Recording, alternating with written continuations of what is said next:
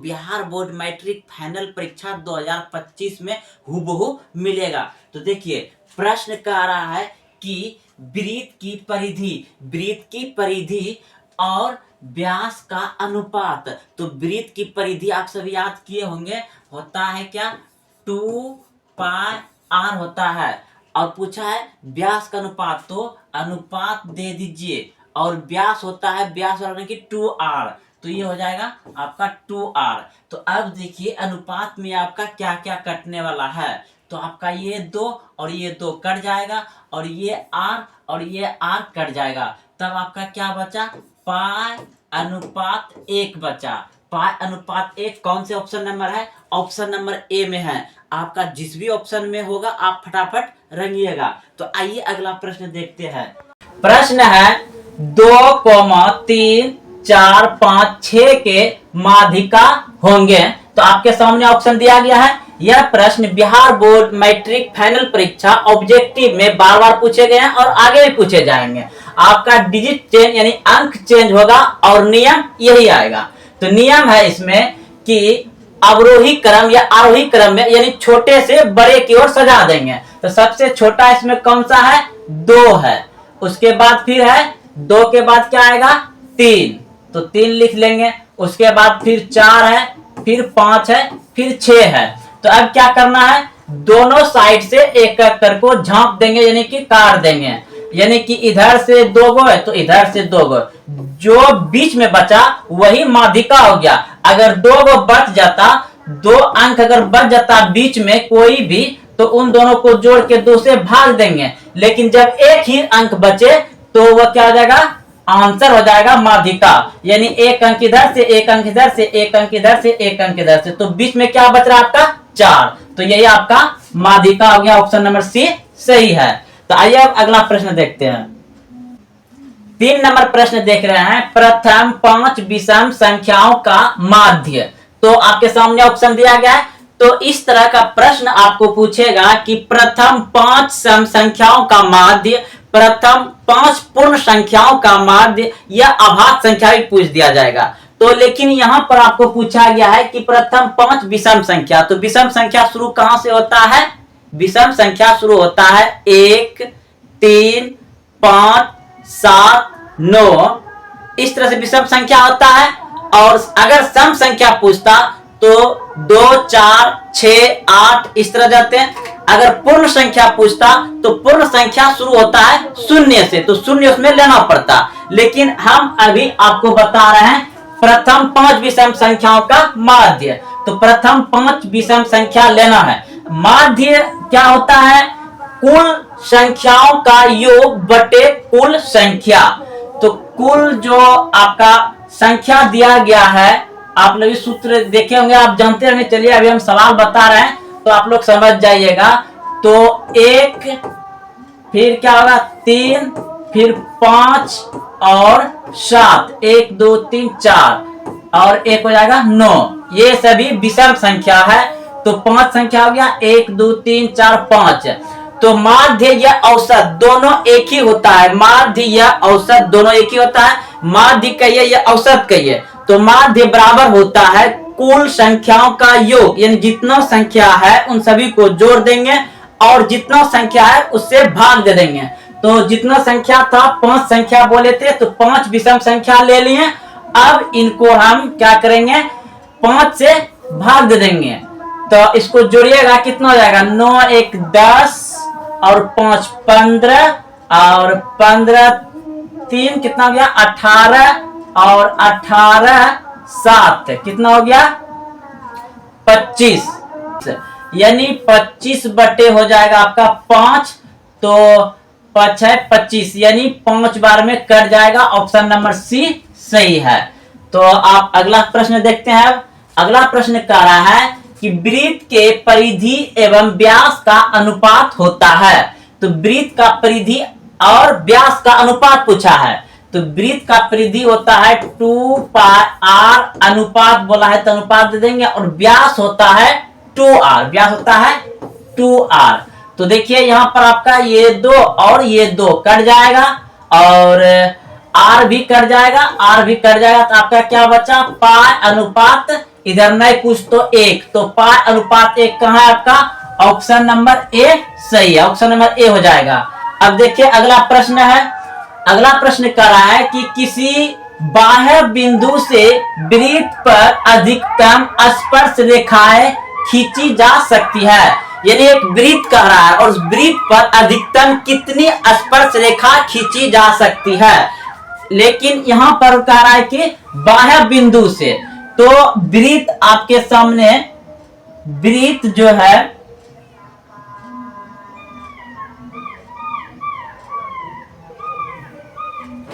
वृत्त का सीन है,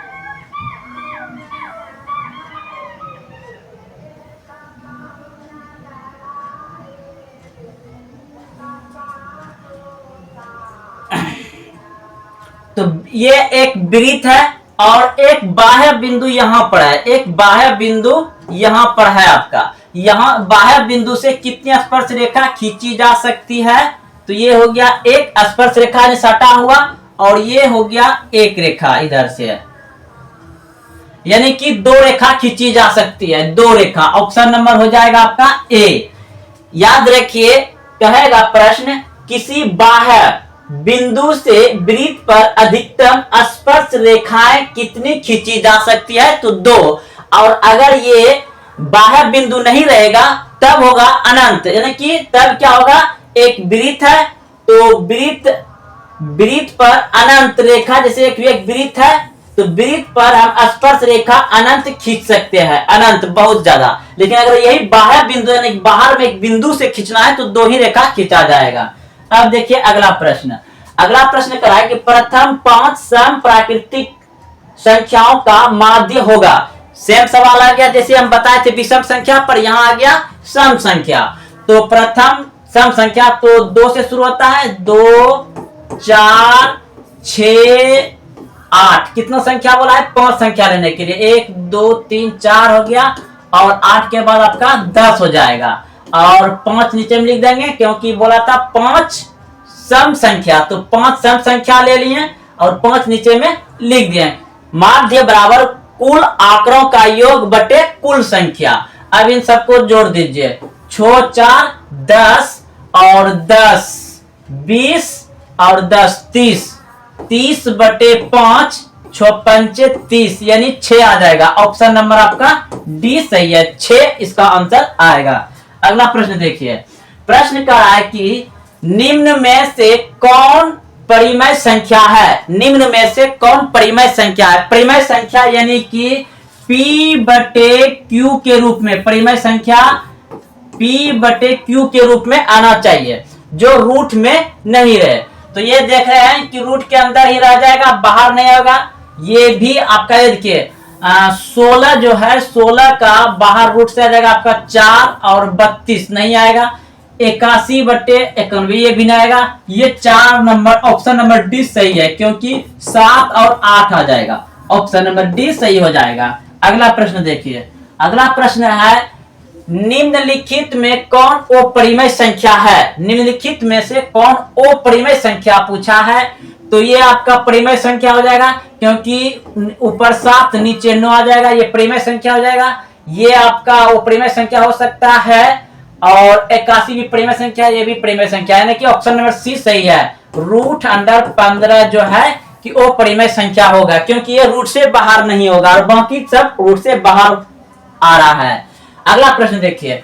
कह रहा है कि बिंदु -2 और 2 किस पाद में होगा? तो इसका आप सभी सूत्र जानते होंगे कि पहले वाला क्या होता है प्लस प्लस और दूसरा होता है माइनस प्लस, तीसरा होता है माइनस माइनस और चौथा होता है प्लस माइनस। यानी पहला होता है आपका प्लस प्लस, दूसरा होता है माइनस प्लस, तीसरा होता है माइनस माइनस, चौथा होता है आपका प्लस माइनस। तो यहां पर माइनस प्लस है, माइनस प्लस यानी कि द्वितीय होगा। ऑप्शन नंबर बी सही है, द्वितीय हो जाएगा। अगला प्रश्न देखिए। अगला प्रश्न कह रहा है कि 0.3 पे रेकरिंग का परिमेय रूप में लघुत्तम रूप है, लघुत्तम रूप है।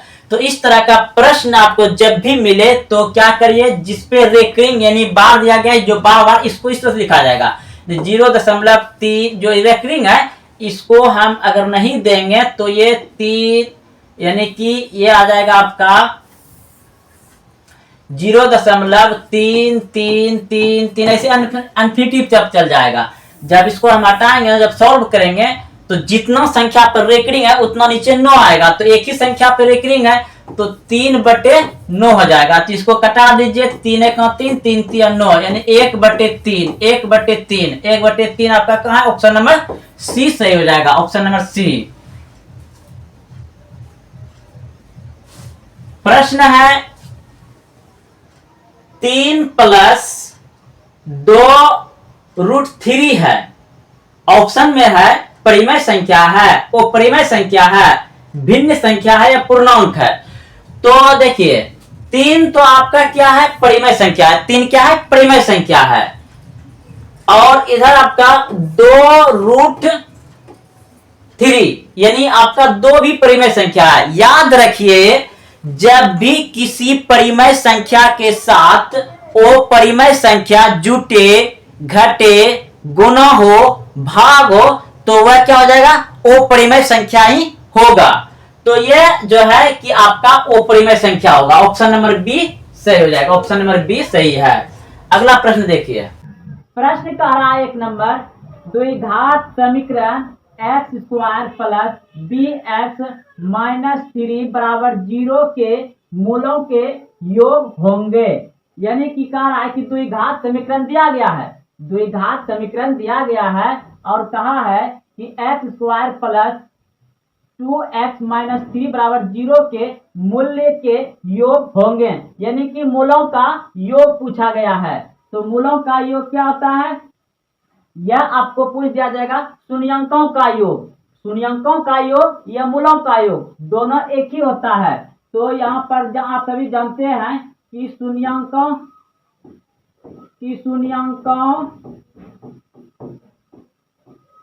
का योग क्या होता है?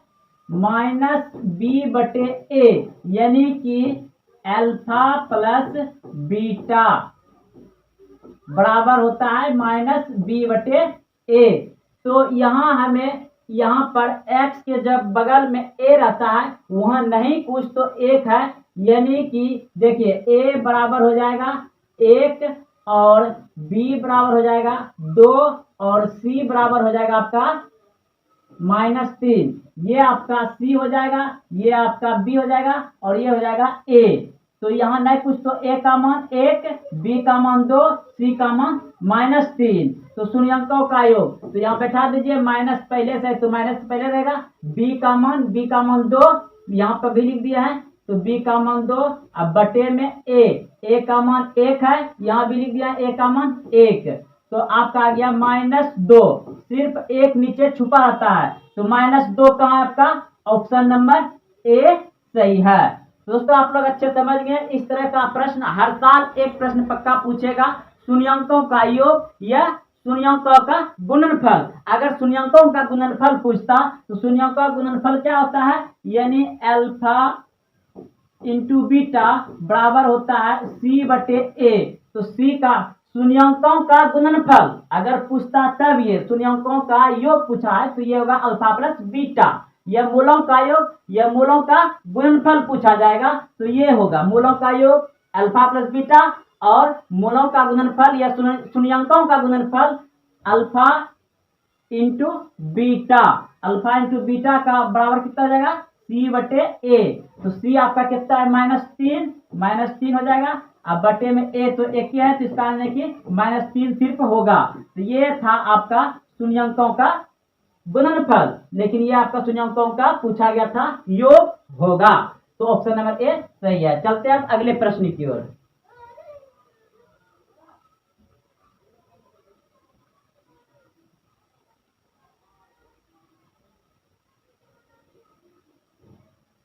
हाँ, प्रश्न नंबर 2 है, यदि बहुपद x = x² + 7x + 10 के शून्यंक अल्फा बीटा हो तो अल्फा × बीटा का मान होगा। तो अल्फा इंटू बीटा का मान होगा, यही पूछ रहा है। तो देखिए हमें दिया है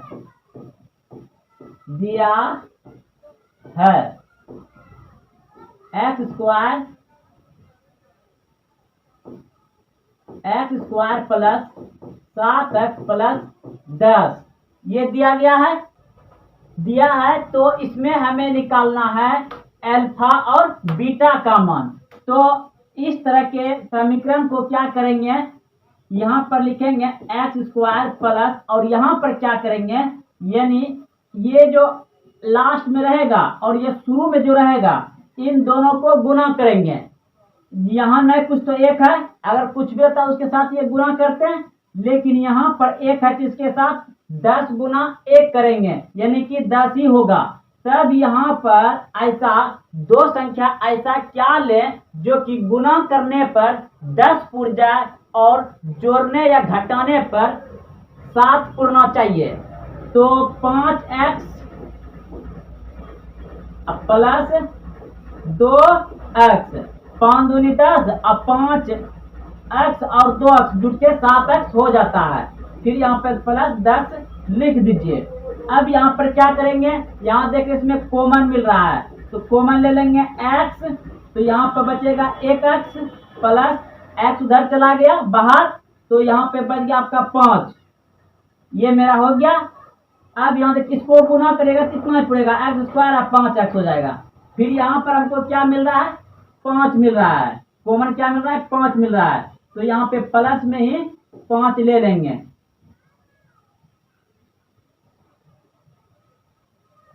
तो यहाँ पर हमें कॉमन में क्या मिल रहा है, 2 मिल रहा है, क्योंकि दोनों में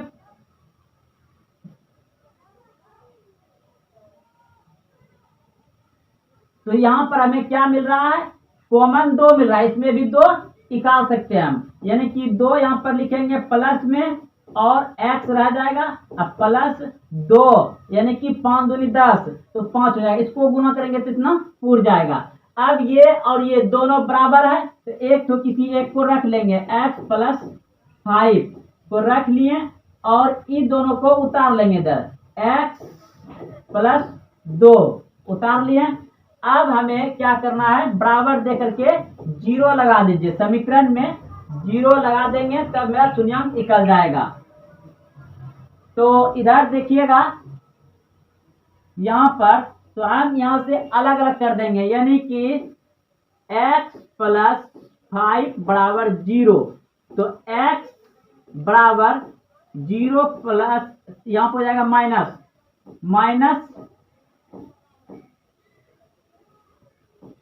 -5, तो x बराबर हो जाएगा आपका -5। अब फिर दूसरा निकालेंगे, आप लोग नीचे में करिएगा। अब दूसरा यहाँ पर निकाल देते हैं, तो दूसरा निकालेंगे x प्लस 2 बराबर 0, तो x बराबर 0 माइनस 2, यानी कि x बराबर आ जाएगा आपका -2। तो मान लिया जाए कि ये आपका अल्फा हो गया, ये क्या हो गया, अल्फा हो गया बराबर -5, और ये हो गया आपका बीटा, ये हो गया आपका बीटा, तो बीटा हो गया आपका बीटा बराबर -2। तो हमें पूछा है यहाँ पर अल्फा और बीटा, यानी कि दोनों को गुना में पूछा है, तो दोनों यानी कि अल्फा इंटू बीटा, तो ये गुना में है, तो अल्फा का मान कितना है, -5 गुना -2 बराबर कितना जाएगा, +10, तो यही आपका आंसर हो जाएगा 10। तो कौन से ऑप्शन में है, तो ऑप्शन नंबर ए सही है, 10 हो जाएगा। अब अगला प्रश्न देखते हैं।